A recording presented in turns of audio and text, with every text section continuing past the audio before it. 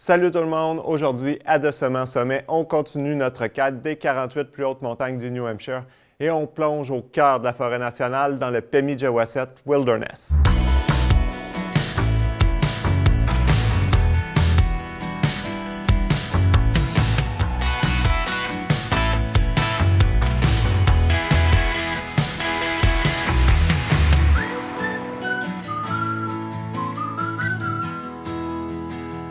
Lorsqu'on observe les montagnes blanches, il est difficile de penser à autre chose qu'à un territoire sauvage loin de l'intervention des hommes.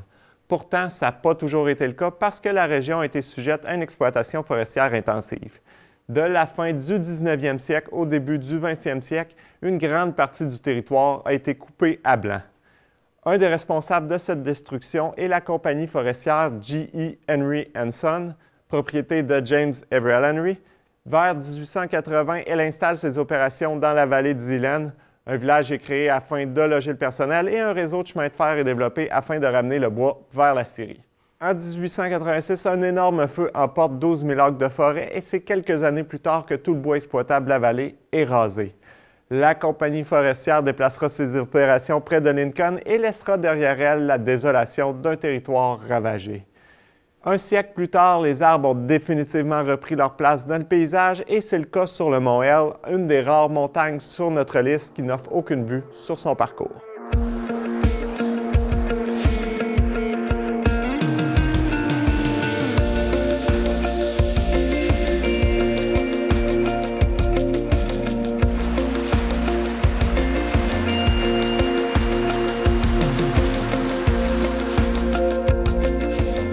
Le mont Hell, à 4054 pieds d'altitude, est la 37e plus haute montagne du New Hampshire. Il est nommé d'après Edward Everett Hale, auteur du récit patriotique The Man Without a Country. La randonnée est un aller-retour de 4,4 milles avec 2300 pieds de dénivelé positif. Si une tour a déjà été présente au sommet, la clairière qui s'y retrouve maintenant n'offre aucune vue sur les montagnes environnantes.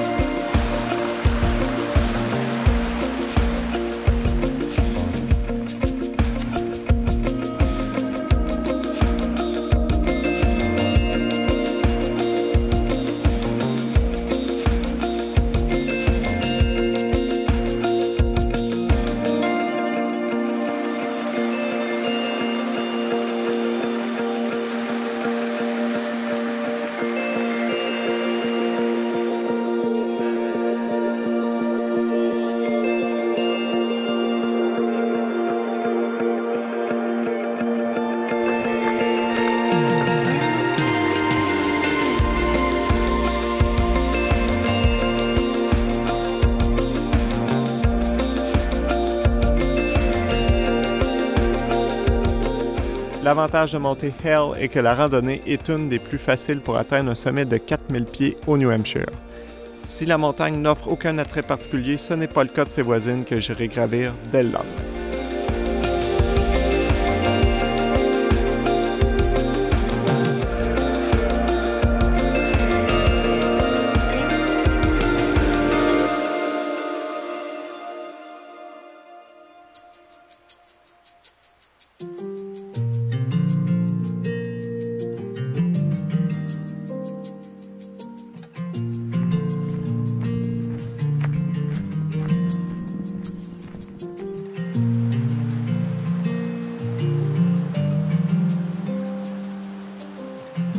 Le mont Zeeland se dresse à 4260 pieds d'altitude et si son sommet n'offre aucune vue, le sentier passe en cours de route par Zeecliffe, offrant un spectaculaire panorama sur Zeeland Notch. Les Bounds, quant à eux, possèdent trois sommets de plus de 4000 pieds. Westbound à 4540 pieds, Boundcliff à 4265 pieds et le sommet principal à 4698 pieds. Ils sont nommés d'après le professeur de Harvard, J.P. Bound, qui a créé la première carte topographique de la région. L'on passera également par le sommet de Guyot, qui fut nommé d'après Arnold Henry Guyot, géographe et géologue, qui a été professeur à l'université de Princeton. La randonnée est une traversée de 19,5 milles avec 3 950 pieds de dénivelé positif.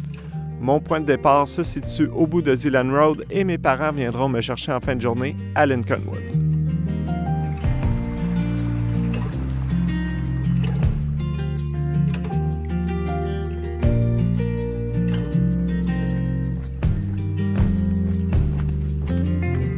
Le début de la randonnée est plutôt facile car on suit le fond de la vallée. Nous arrivons donc rapidement à Zealand où nous pouvons observer les chutes du ruisseau Zealand avant de poursuivre l'ascension sur la montagne du même nom.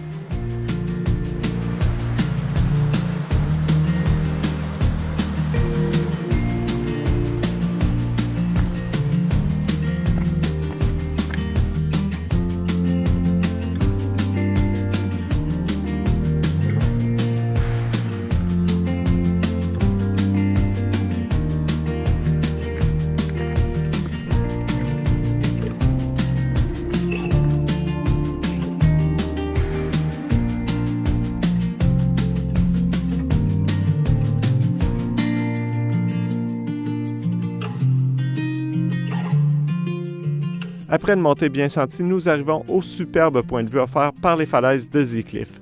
Si la région était sujette à 2 feux de forêt par le passé, tout d'abord en 1886 puis en 1903, les seules traces qui en restent présentement sont les flancs dégagés sur Whitewall.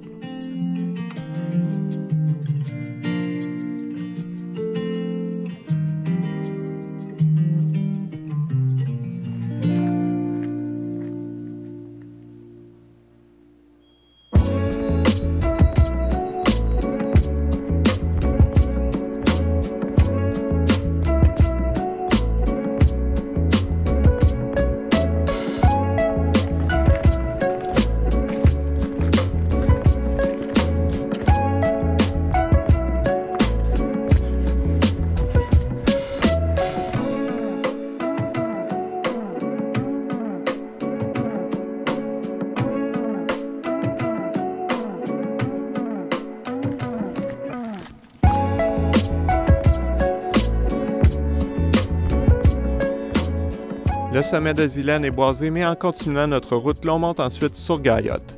Les panoramas sur le Pemigewasset s'ouvrent sous nos yeux et commence la marche vers les Bounds.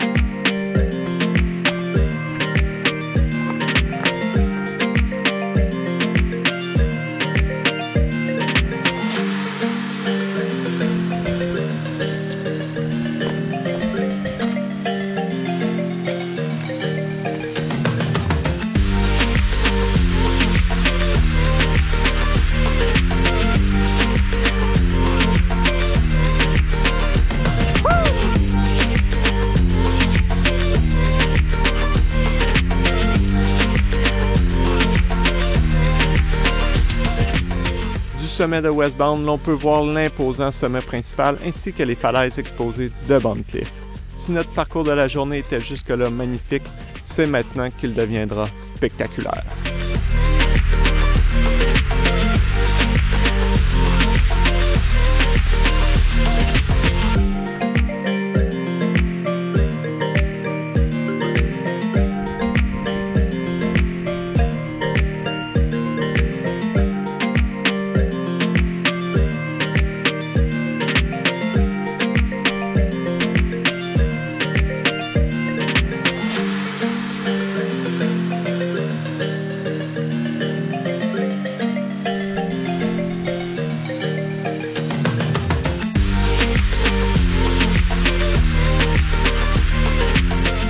Bondcliff demeure mon endroit favori de toutes les montagnes blanches. Si les vues sont aussi belles que sur Lafayette, l'éloignement du sommet en fait une expérience beaucoup plus solitaire. Ne voyant aucune route ni construction humaine, l'on se sent réellement au cœur d'une région sauvage plus grande qu'elle n'y paraît.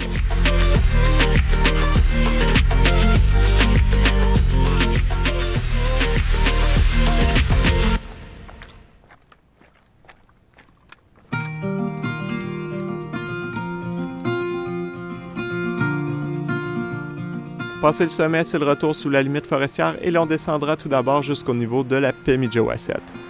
On longera la rivière suivant le parcours d'un ancien chemin de fer jusqu'à Lincoln Woods. Le sentier devient alors très facile, ce qui aide à boucler les 19,5 milles de la randonnée.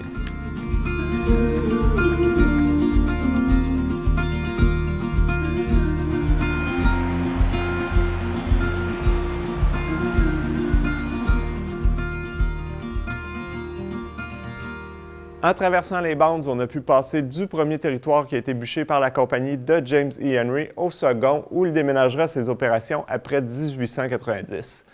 Sur les derniers milles de la randonnée, on a pu emprunter le tracé d'un ancien chemin de fer et c'est justement de ce réseau qu'on parle après une courte pause.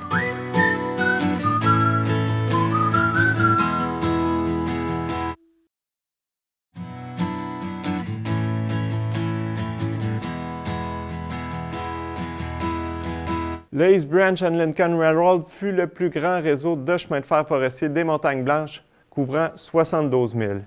Suivant les vallées, ces trois grandes branches permettent l'exploitation d'un vaste territoire en ramenant le bois vers Lincoln, où fut construite tout d'abord une scierie, puis une usine de pâte et papier. La construction du chemin de fer commença en 1894 et il fut exploité pendant plus de 54 ans, soit jusqu'en 1948. Si le cœur des Montagnes Blanches avait toujours été pour le public une région sauvage, le territoire y ressemblait de moins en moins. Son état commençait à inquiéter de plus en plus de gens, mais pourtant à l'époque, la région est toujours appelée Wilderness. Les coupes forestières à blanc, en plus de dévisager le paysage, laissaient beaucoup de bois mort au sol qui, en séchant, créait un combustible idéal pour les feux de forêt. C'est ce qui arriva en août 1907 où un immense feu brûla pendant plusieurs jours, ravageant sur son passage plus de 10 000 acres de forêt autour de Halstead. Si aujourd'hui plus rien n'y paraît, les anciens tracés de chemin de fer, eux, existent encore et nous permettent de rejoindre plus facilement la montagne.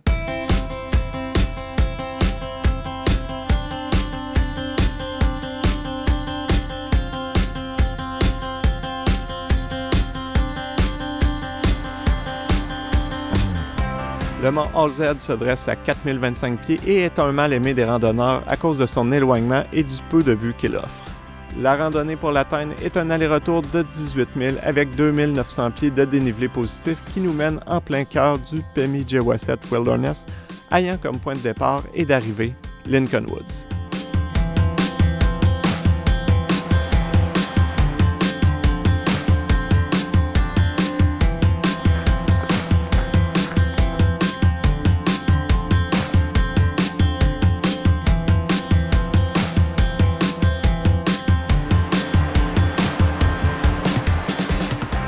Ce faisant sur le tracé de l'ancien chemin de fer, les premiers milles s'enchaînent rapidement. C'est rendu dans le Pemigewasset Wilderness où il n'y a plus de pont piétonnier que les choses se corsent car l'on doit franchir à de multiples reprises le ruisseau Lincoln. Il est avisé de bien choisir sa journée pour le faire car en cas de pluie, l'eau peut monter à un niveau rendant périlleuse les traversées.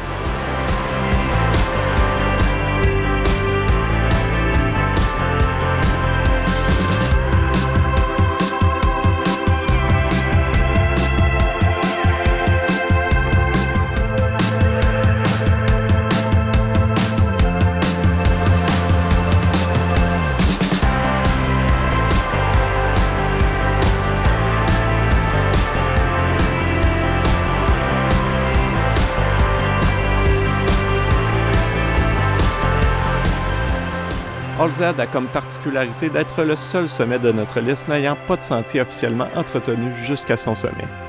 Le chemin qui s'y rend est donc plus sauvage et technique car il emprunte un éboulis sur le flanc de la montagne qui nous offrira les seules vues de toute la randonnée.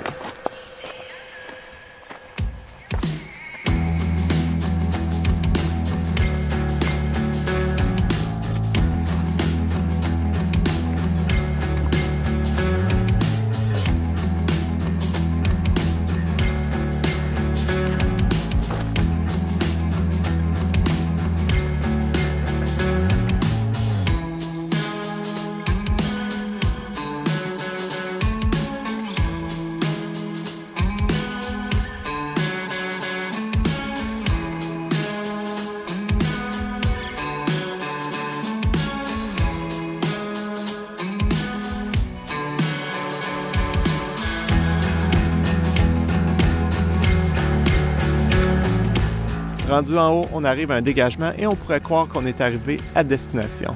Par contre, cet endroit qu'on croyait être le sommet jusqu'en 2005 n'est pas le point le plus haut de la montagne. Nous devrons donc continuer notre route sur quelques centaines de mètres supplémentaires.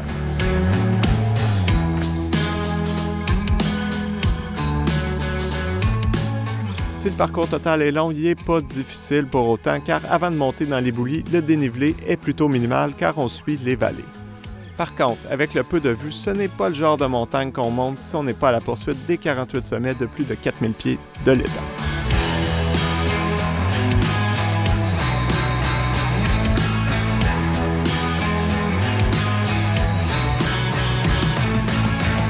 Si la déforestation en cours dans les Montagnes Blanches inquiétait le public, ce n'était pas un cas suffisant pour démarrer les efforts de conservation au niveau du gouvernement fédéral.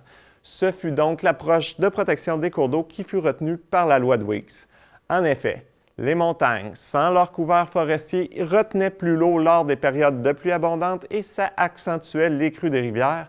Et par effet inverse, lorsqu'il y avait des périodes de faible pluie, le niveau des rivières baissait considérablement et ça nuisait à la navigation ainsi qu'aux usines qui utilisaient le pouvoir hydraulique pour leur fonctionnement.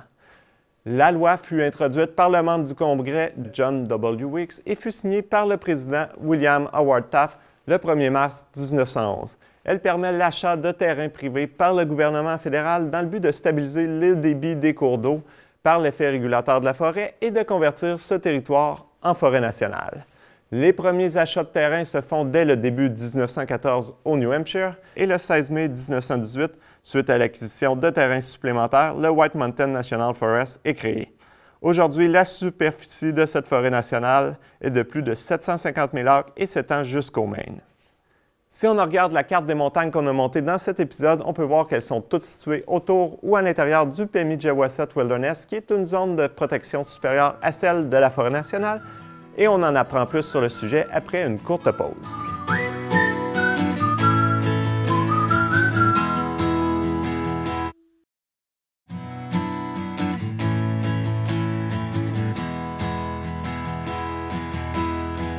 Les zones dites de wilderness ont été créées afin de conserver un territoire dans un état sauvage, loin de l'intervention des hommes. La loi encadrant ces zones a été écrite par Howard Zahniser de la Wilderness Society. Entre la première ébauche de 1956 et son adoption par le Congrès en 1964, elle subira plus de 65 révisions et nécessitera 8 ans de travail. À la création du programme, 9,1 millions d'acres ont été protégés et c'est maintenant 109 millions d'acres qui le sont sur l'ensemble du territoire des États-Unis dans plus de 750 zones de wilderness. Dans les Montagnes Blanches sont présentes 6 zones, la plus grande est le Pemigewasset Wilderness à 45 000 acres. Dans une zone de wilderness, les activités humaines sont limitées aux activités récréatives non motorisées ainsi qu'à la recherche scientifique. Il n'y a pas d'exploitation forestière, on ne peut pas y aller en vélo, il n'y a pas de route qui les traverse et les sentiers sont entretenus de façon plus minimale qu'ailleurs dans les Montagnes Blanches. C'est donc le terrain de jeu idéal pour faire de la randonnée. Le Pemigewasset a été établi en 1984 et au cœur de celui-ci se retrouve le mont Halsted qu'on vient de voir. Le plus populaire circuit de backpacking de toute la région, le Pemi Loop, en fait également le tour en passant sur le Franconia Ridge, sur les monts Bounds et sur les Twins, et c'est ces montagnes que nous allons découvrir.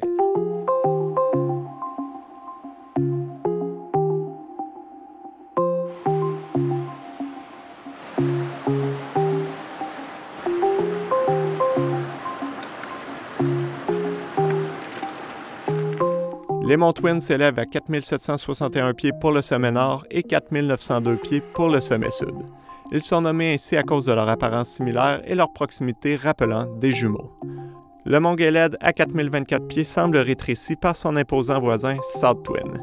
Il est nommé ainsi car l'un de ses flancs est à la tête du réseau hydrographique de la rivière Gale. La randonnée est une traversée de 15,5 milles avec 5 200 pieds de dénivelé positif. L'on partira au départ du sentier de North Twin et le retour se fera par le sentier de Garfield. L'on passera également sur le sommet de Garfield à 4 500 pieds d'altitude. La montagne porte son nom en l'honneur de James A. Garfield, 20e président américain.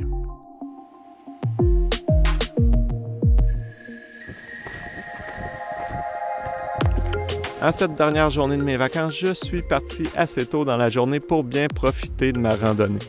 Après une montée assez sportive, je m'approche du sommet nord et déjà les vues s'ouvrent sur le sommet sud et les montagnes environnantes.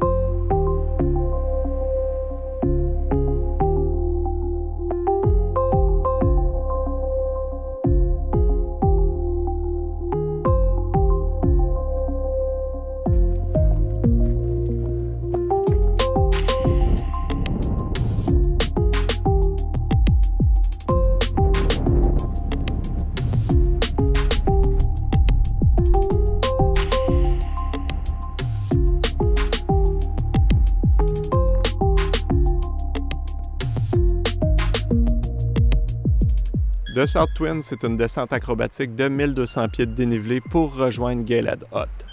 De là, un court embranchement sur le sentier Frost nous permet d'atteindre le sommet de la montagne avant de poursuivre notre route vers Garfield.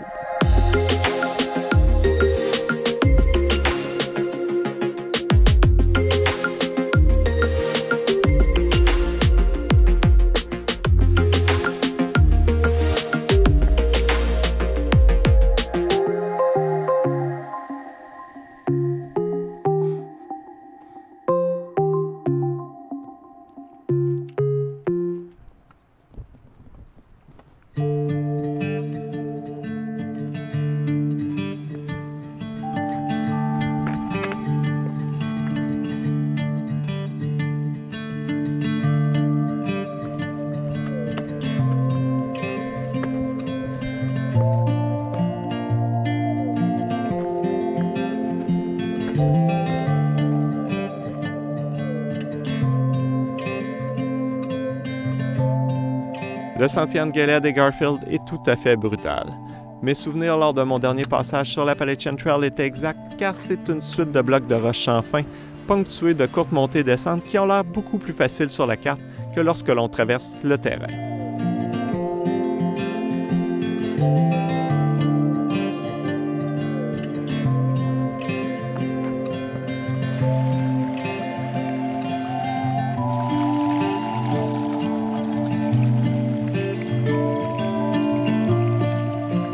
Les efforts requis pour atteindre la montagne seront largement compensés par les vues spectaculaires du sommet sur le Pemigewasset Wilderness.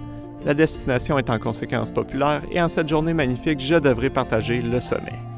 Le retour sera plus facile car le sentier Garfield emprunte le tracé de l'ancienne route qui montait jusqu'à la tour d'observation qui avait été bâtie au sommet pour le contrôle des incendies de forêt.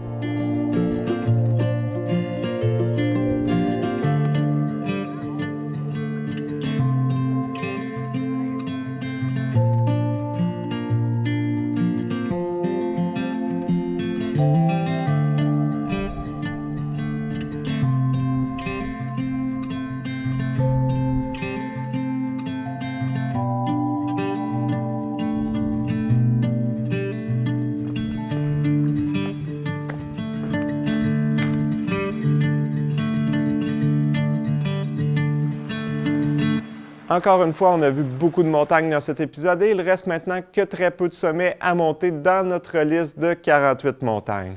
Si vous avez aimé l'émission, je vous invite à aller la revoir en visitant le site web de Nous TV. Et si vous voulez découvrir encore plus de randonnées, je vous invite également à suivre ma chaîne YouTube de Sommet en Sommet.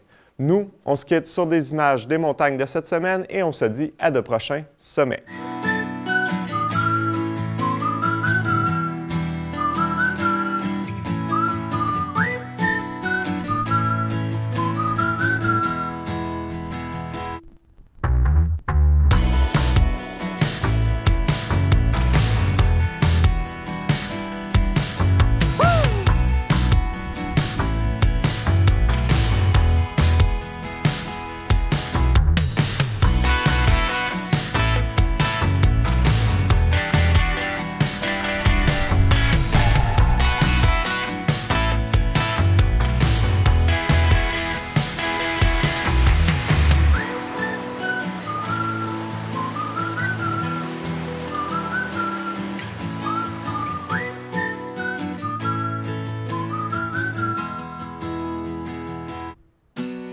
Dans le prochain épisode, on complète notre liste de 48 sommets et on finit ça en beauté sur une montagne offrant une des plus belles vues de toute la forêt nationale.